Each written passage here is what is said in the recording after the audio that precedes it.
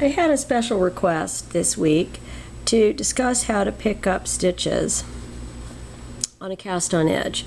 And the times you might do this is if you're knitting something from the top down, and so this would be the bottom of the sweater, this would be the top, or if you're doing something like a baby blanket where perhaps you're picking up stitches along all the edges. And the rules are exactly the same. You pick up a stitch in the center of you pick up a stitch in the center of the stitch below the cast-on edge. Now, the thing that's unusual is that when you turn a piece of knitting upside down, okay, I've got my knitting here, and here's my column of stitches. They're V's.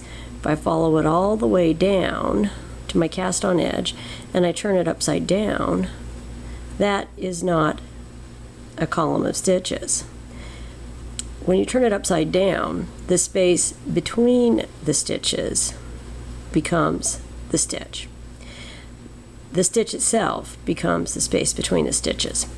And the reason why you would do this and not be meticulous and say, well, if I'm picking up a stitch here, then I'm going to be picking up a stitch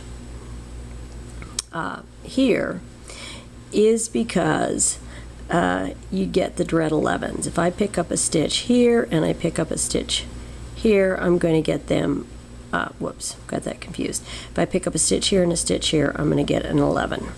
So how you pick up the stitches is you go to the closest thing that you see is a stitch, and this is a V. I'm going to pick it up here. I'm going to pick it up here.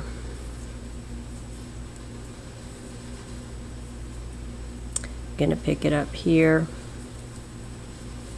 and I'm going to pick it up here. Those are the center of the stitches. I'm picking up in the V, and it's going to continue the stitch pattern. Here's the center, there's my stitch.